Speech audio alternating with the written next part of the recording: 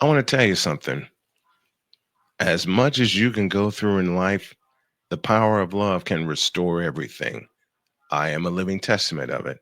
And so is my guest. You'll meet Chaya Garcia right now.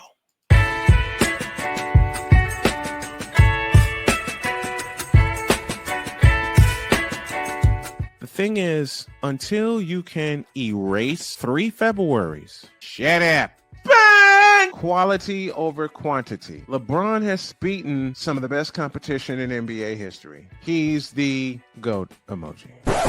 I will not cuss. I will not cuss. I will not swear. I will not swear. Where sports is the base, life and fun are the results. This is the Brian Snow Show.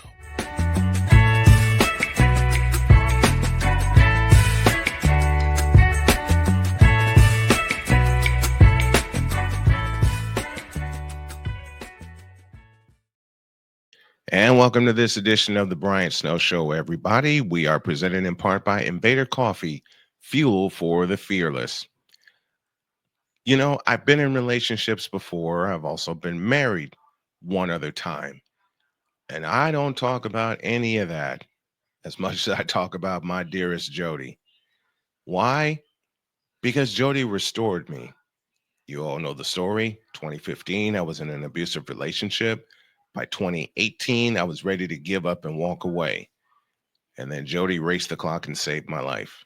In fact, she saved my life 3 times. Well, my guess trains women and men to restore themselves and to love themselves, and they too will find the love of their life. Please help me welcome from Atlanta, Chaya Garcia. Hey, How you everybody. doing, my dear? Thank you. I'm doing so amazing. Thank you, Brian, for having me on this show. It is always an honor to have an opportunity to share my message of how you can be restored too with a lot of love. So let's dive in. Do you want me to just go or do you want my first? Go. Okay, let's just go running. You guys, everyone listening, you have the power to be like Brian, which is just a soul in a body on this earth, or me, who's also just a soul in a body on this earth and actually have complete health and healing through the power of the restoration of love. And the way that we do that is by learning how to love ourselves, because you can't pour from an empty cup. You can't really love somebody else until you learn how to love yourself. So you can say, Brian, what does that mean? Chaya Garcia, what does that mean? How do I love myself? Because I do want to be restored and have my dream love. So I broke it down into this concept that there's basically 3 main components: acceptance, forgiveness, and protection. First, you got to accept yourself. You know what? I am flawed and still good. I am screwed up and still beautiful. I have done horrible things and I'm still so good inside because I care about growth and healing myself from that and not doing those bad things again because we didn't do it intentionally. So Right. many of us are good. So many of us have pure intentions, but not the right tools on how to not make mistakes. But if we can start with accepting ourselves as is, we can more honestly look at ourselves and say, where are we really at? What do we need to work on for real? Yeah. I know I'm amazing here, but where am I not looking at that I'm not as amazing that I can go there, accept that, love that, and then take that as a jumping off point for really nurturing it so that I don't let my dark demons be so far in the dark that they influence my light without me even knowing it. So, Brian, what's a great example of how you've learned to accept yourself so that you can really come to a place where you don't force the change, but get into a flow? Well, it started with the real process started with me being homeless in 2018 in Michigan City, Indiana, and I was to a point, as I said in the opening, that I was ready to just walk away. And then I got a message from Jody because we met online. And it's like, I make this comparison all the time, but it's the truth. It's like she raced the clock and saved my life and said, I don't know you yet, but I need you. You know, to men, hearing the words from your beloved, I need you, can restore you. And it's like it was like instant strength for me. And here we are almost 7 years later. We're going to celebrate our sixth anniversary of marriage this June. And every day she tells me and shows me that she needs me. I mean, she looked me in the eye while we were talking one night and she said, I need you and am depending on you to be the spiritual leader of this household. That is yours to take control of. When a man is told that he is needed, you know how powerful that is?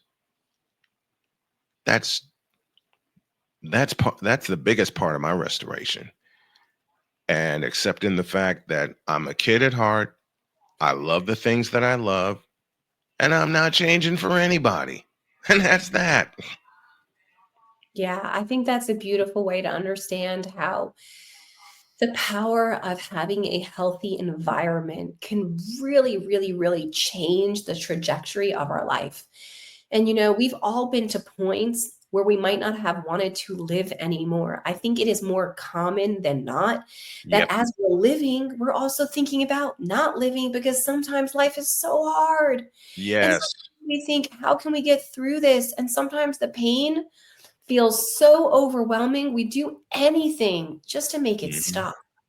Yeah. But what if we just remembered that pain is meant to go through, not meant to take over? What if Hmm. we can understand that pain is just an acronym for precious awareness indicating nurturance? So I created an acronym as part of my movement love lighters for pain, PAIN, precious awareness indicating nurturance. We feel it so strong. Okay, Hmm. so it's precious, it's coming from ourselves. Awareness, it's hard to not notice the pain. Hmm. Indicate it's trying to tell us something. Nurturance, we need more care, we need more love, we need more attention from ourselves Hmm. to ourselves so that Yeah. we feel like this pain is going to take us down, but give us an amplifier to be strong and empowered so that when we get through it, we know we're unstoppable. So when my best friend died at 25, it was one of the worst pains I have ever felt. So much so that I didn't want to move afterwards. I was like crying Yeah. and move. But then after I got through that pain and my life went on and the pain wasn't as strong as time will heal, Hmm. nothing was so scary. I was like, if I can handle that, I can handle this. Like, this is not even compared to losing my best friend overnight. If I can handle that, oh, I'm so much stronger than I realized. I could totally handle this. And for Oh, me, the 2 points that sent me into a tailspin was 2007 when I lost my dad because after we reconnected, he like became my best friend and he had so much guidance for me. And then 8 years later, I lost my daughter at the age of 2. I saw her being born into the world and having her pass away like struck me, struck me in the heart. And then what really sent me over the edge in a bad way, I didn't realize that I was in an abusive relationship until it was almost over. I got stalked, I got hit, I got yelled at, I got cursed at. I got told by her all the time that she can find so much better. And finally, the point that made me snap, and I talk about this in my upcoming book, Diary of a Mad Snowman. The point that made me snap is when she called me with the person who I thought was my best friend to confirm that they were together. You want to talk about a blow to the heart? yeah. And I think it's important as we go through life to take those moments And remember that they are there to serve us, Mm, not to slay us. They are there to serve us, not for us to sacrifice our own love for that. You mm, know, that incident that you shared might have been extraordinarily painful, and your abusive relationship might have been extraordinarily painful. And there's a point where I was also in a relationship that wasn't abusive from the abuse, but just neglectful, where he was an addict. He just couldn't love me because he didn't know how to love himself. right. You know, it's important that we take these moments, Brian, and everyone listening, and we no longer point a finger at the person who hurt us. And we point that finger back at ourselves, and we start taking full responsibility for how we ended up there. Because it's only our belief systems of how worthy we are that we even accept this type of behavior. If we believe that we were so worthy of so much greater, and that worth was such a strong belief, we would walk out that door in a second and never look back. So there's a part of me that stayed in that relationship longer than I should Hmm. have, because Hmm. I did not have the correct belief systems Hmm. about my worth and my deservability, because I did not yet learn how to love myself and feel Right. so secure in me that nobody else was even worth or bigger or more important than myself for myself. Yeah, You understand that, Brian? I do. Because I was in that relationship with Ms. Dials way longer than I should have. In fact, looking back at it, I should not have been in that relationship anyway. Correct. I didn't think about it that way until I examined it. And to hear you say what you just said, I shouldn't have been in that relationship anyway. That should have Right. been part of the healing process for me, especially after Donna died, my daughter. But I didn't find out about that until October of 2015, and by that time, things had exploded to a point where, and a lot of men go through this, but they're too afraid to talk about it, and I will. I was hiding in a hotel in Michigan City, making sure I parked my car in the back so she wouldn't find me in any way. That took a lot. That took a lot. Yeah. And thinking about it now, almost a decade later, I shouldn't have been in that relationship anyway. But I also look at it like this: had I not gone through hell, I wouldn't have found heaven with Jody. Yeah. And, you know, it's important for us to still go back to those moments of pain and those moments of people who didn't treat us the right way, Hmm. and reshift the energy back to ourselves and Hmm. say, one, I need to remember that I'm deserving of only good, so that I never allow people, places, or things to repeat itself in different forms if I don't change my beliefs of what I deserve and what I will accept or walk away from. Hmm. And the second thing is forgiveness. I know you might hate that person who hurt you, and rightfully so. She did a dick move. She was not good. She was not Right. kind.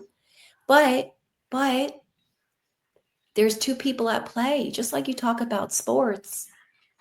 There's two people. If I throw the ball at you, Brian, and you catch it, I know I could play with you.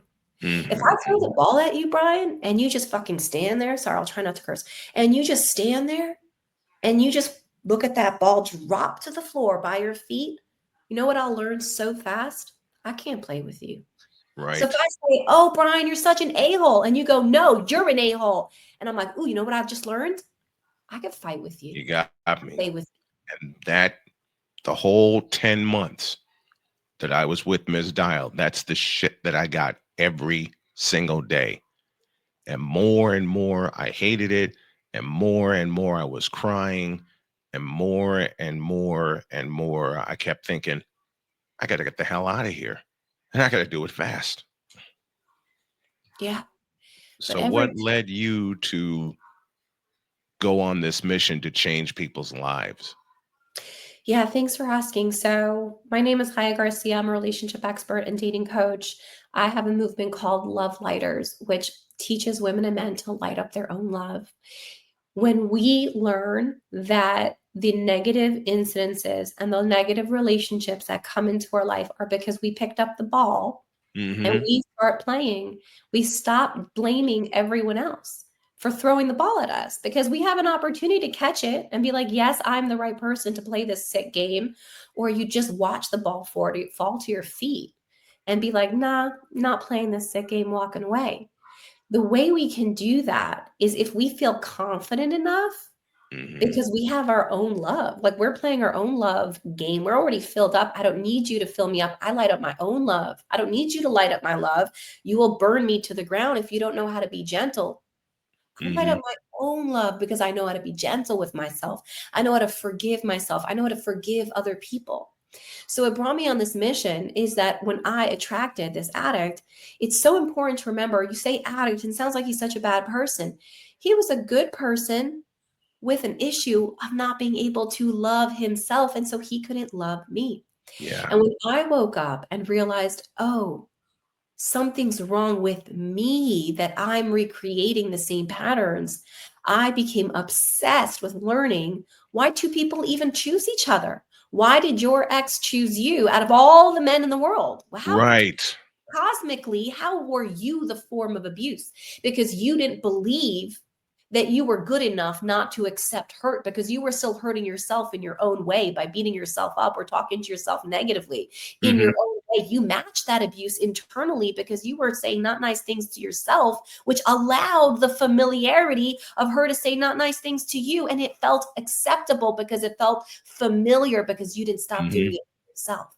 And so Mm-hmm. when I stopped changing this type of speech and the type of love that I had with me to become real love, where I protected myself, I had enough emotional energy to walk away.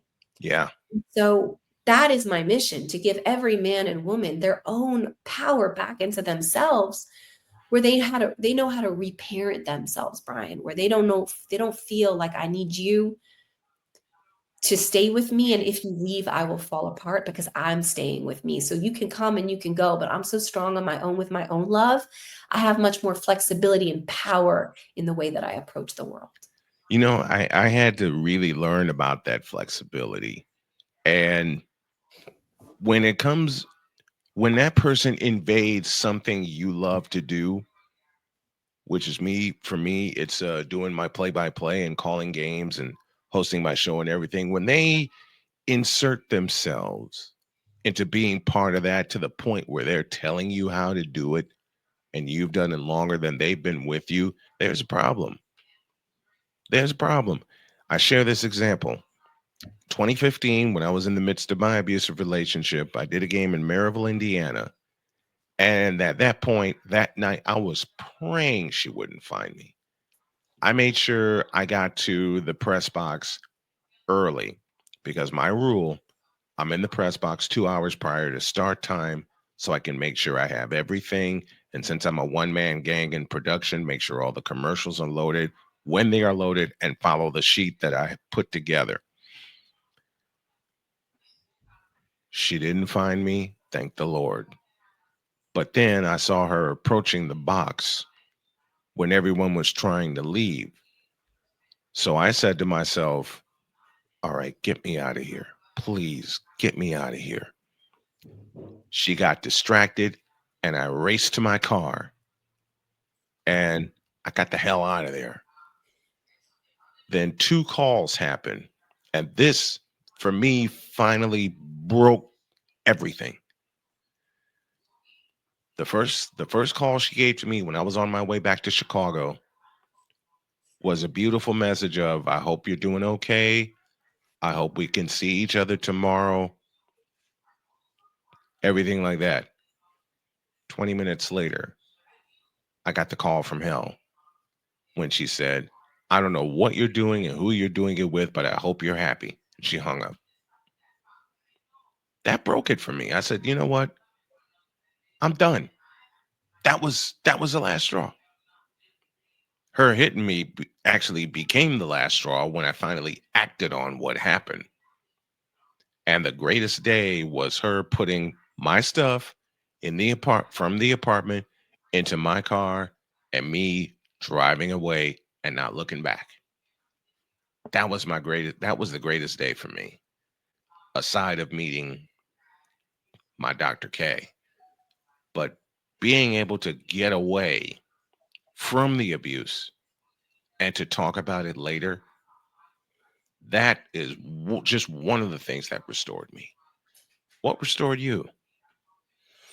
Yeah, I mean, what restored me, thank you for sharing that beautiful story. It's so powerful to realize that, it's all just about our choices. Like, just to give a highlight of your story and then answer your question, what the highlight of that, of your story for me is that you just, you have choice. You have Mhm. choices to stay, you have choices to go, you have choices to leave, you have choices to leave faster than sooner. And you don't need this shit to hit the fan. You don't need that last straw to push you to Mhm. leave. If you can learn how to increase your worth before that and get good support systems so that you don't manage the chaos, but you leave it before it gets out of hand. What restored it for me was going to the 12-step program.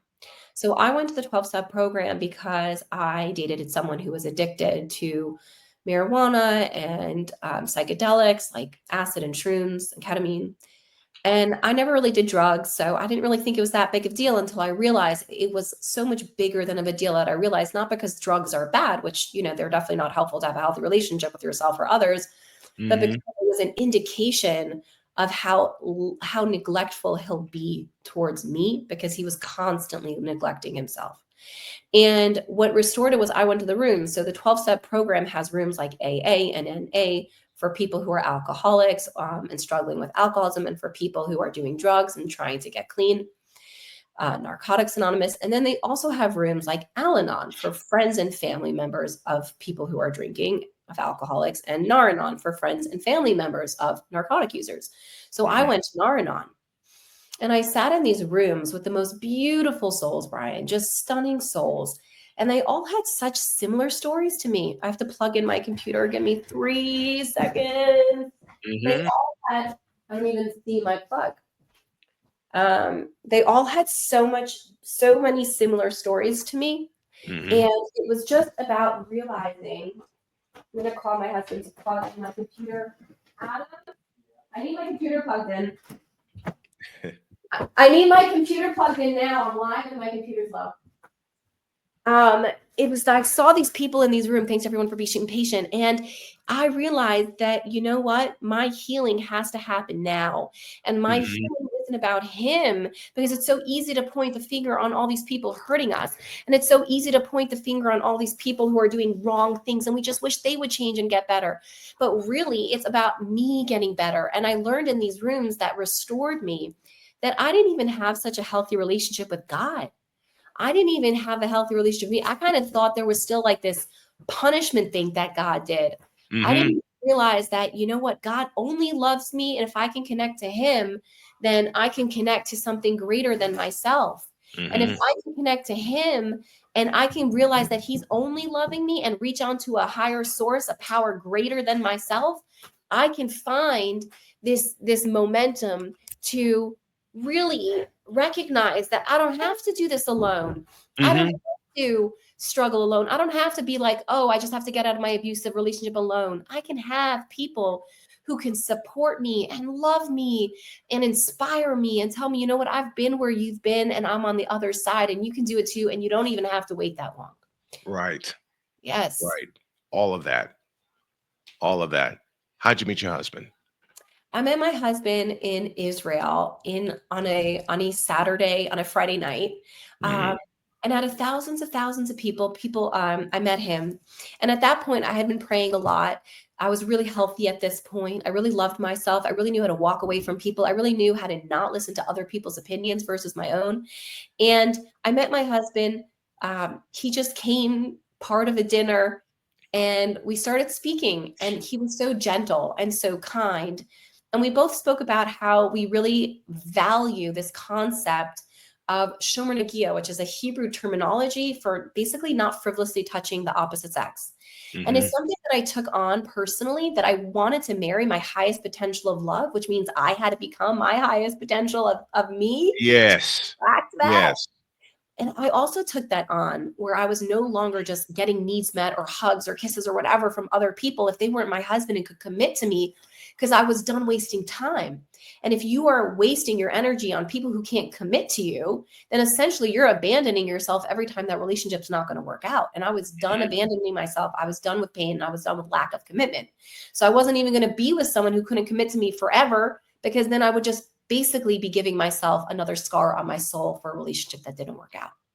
So we spoke about how we both took this on, and this thing of not frivolously touching other people. And we started talking, and we started and he asked me a week later out on a date, and a few, not so long later, we did get engaged, and it was really a beautiful, smooth process. There was no drama or confusion.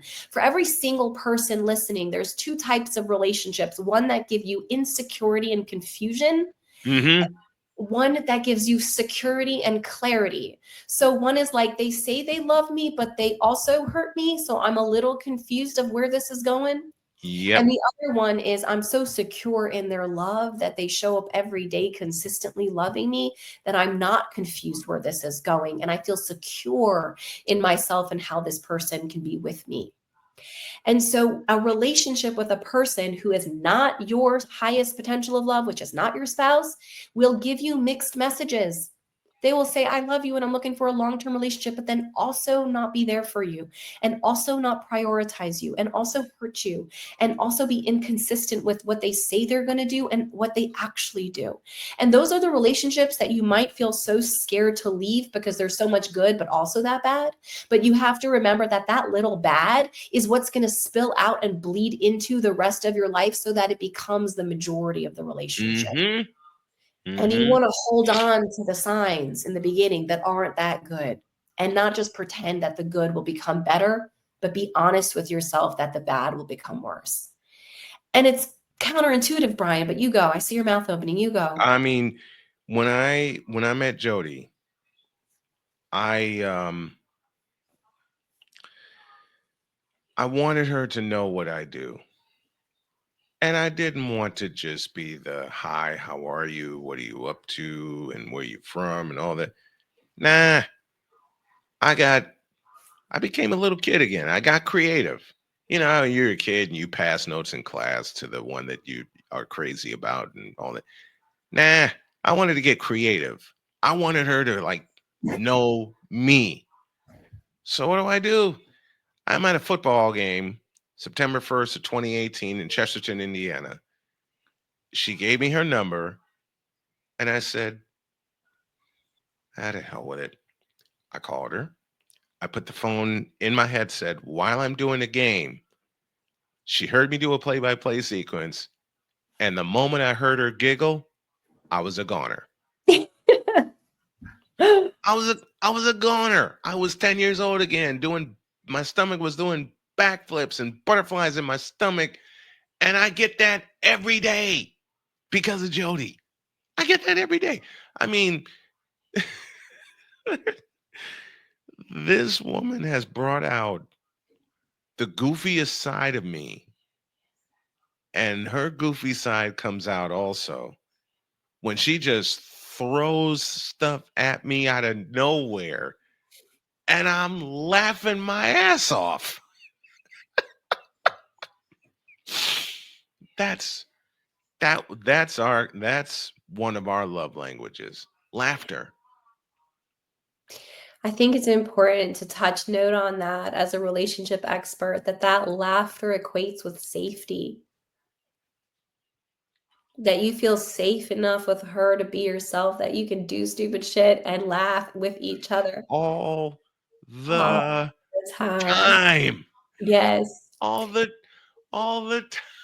I mean, it's been so great and it's getting greater every day that when we were watching a football game one Sunday, she spat out the phrase insanity ensues. And my brain decided to go crazy. And I said, "Baby, would you record that for me?" She looked at me and said, "What?" I said, "Insanity ensues." "What are you up to?" "My podcast intro." Yes. And she says, "All right, let's go for it." So she recorded that. And later on, was running late for an appointment, and she said to me, "Mister, will you please wake up?" I woke up and I laughed my head off. She says, "Why are you laughing?" I said, "You saying that?" And she said, "What?" I said, "Honey, I love your voice." And later that day, I get an idea. And I said, "You know what you said to me this morning before we drove down to Durham? We were living in North Carolina at the time. I said, "You know what you said to me before we went down to Durham?" She says, "What's that?" You said, "Mister, will you please wake up?" Yeah. Would you do that again and record it for me? She gave me the most evil, playful smile. And she says, "Write it down for me." And then she looked at me with that evil grin and goes, "How do you want it?" I said, "Like you said it this morning when we were running late to get down to Durham." And then this happened. Mister, will you please wake up? I put it in my morning show opening. That is amazing. I put That's it I put amazing. it in my morning show opening. And now everybody that tunes in to Snowman in the morning hears her and associates her with me. I love it. And they go, "How'd you get her to record that?" I said, "Because she's goofy just like I am." And I love then I did something. I recorded something else for her from her to bring us back from a break. I gave her this. Mister, how do you operate this Twitter thing or this Instagram thing or whatever the heck? You're supposed to know all this stuff. Anyway, welcome back to the show. I love it. I love it. Every everybody that everybody that tunes in when they hear her voice, they're like, "It's amazing how you got her to participate in this." I said, "I got a few more things in mind, but we got to get resituated first with her working from home some days and me working here." But that involve I find that to be so important. Involving your partner in what you do. There's a few things she's recorded when I start my game. And there's a few times that I'll be in the midst of a play-by-play call here in studio, and she'll walk behind me and I'll hear her go, "Nope, that didn't happen." And I lose it. That's amazing. But I but love there's that you're the able to bring it. best one was 3 years ago. I was talking with my partner Cole Johnson. And we were talking about the Stanley Cup final. And I said aloud, "Who do you think will win the Stanley Cup final?" My wife comes in, walks behind me, and she goes, "You know the Colts are going to win. We all lose it." And that happened live on the air. We all lose it That's awesome. to the point where she gave me this.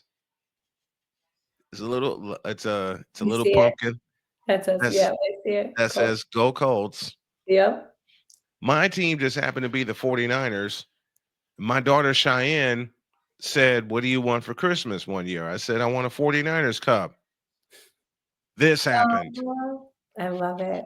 And my wife is the coolest person on earth because she found this for me, Hmm. which I have on my desk. Um, she absolutely hates baseball. But what did she do one year? She gave me a White Sox hat, um, history book, and a White Sox t-shirt. I'm like, Oh, "What?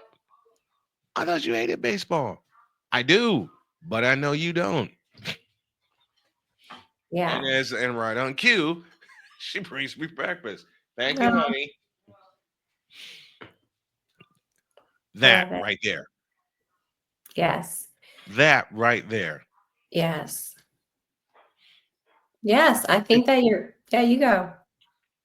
that- I mean, has she knocked some sense into my head about me? Yes, absolutely.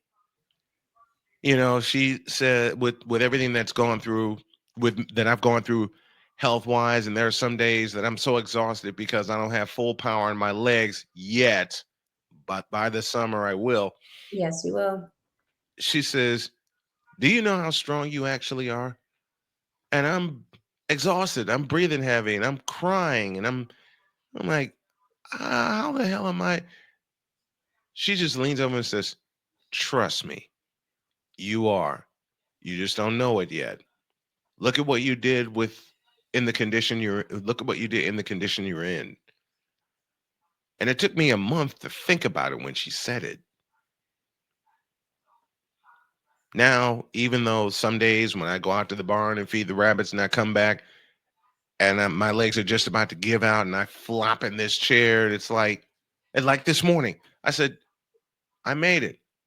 I made it to the barn and back. I fed the rabbits and my legs didn't give out. I didn't fall in the snow. I didn't spill anything.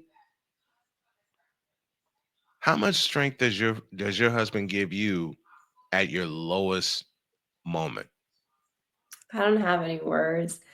You know, I had to get surgery in April, and I hate surgery. It scares the shit out of me. I don't like going under. It scares the Been shit. there. Been You're just there. like, please God, wake me up. Because it's like you're out. Like it's like you're in God's hands for real. I mean, Mm-hmm. you're always in God's hands, but it's a little frightening. And I was really scared. And He was my safe space to cry, my safe space to say, Adam, I'm going to make it, right? Like, Adam, I'm going to wake up. Adam, I'm going to live, right? Every day, numerous times a day, I would ask him anytime I felt fear or anxiety.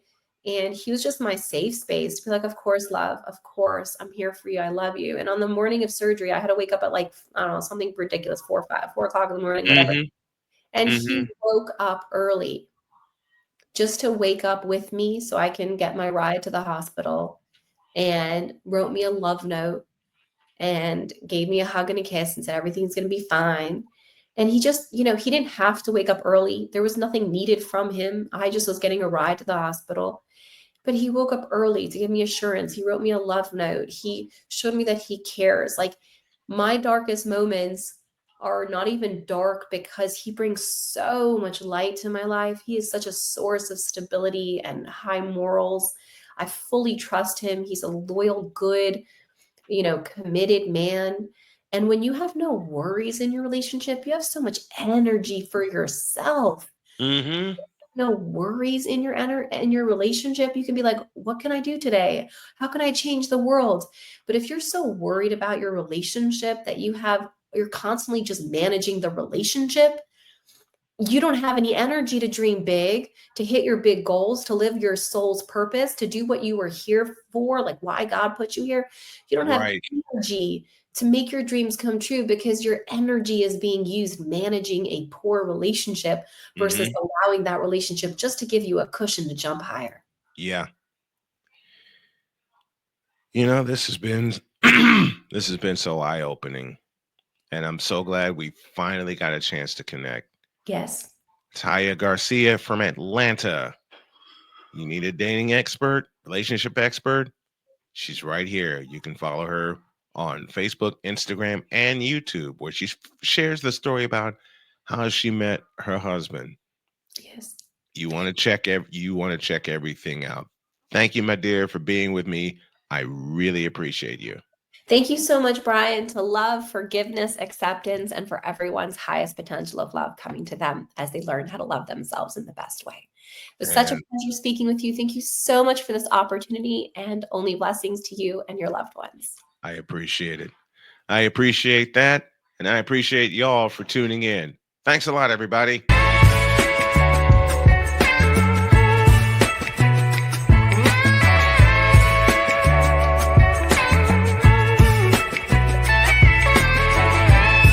Thank you for tuning into The Brian Snow Show, where sports is the base, life and fun are the results.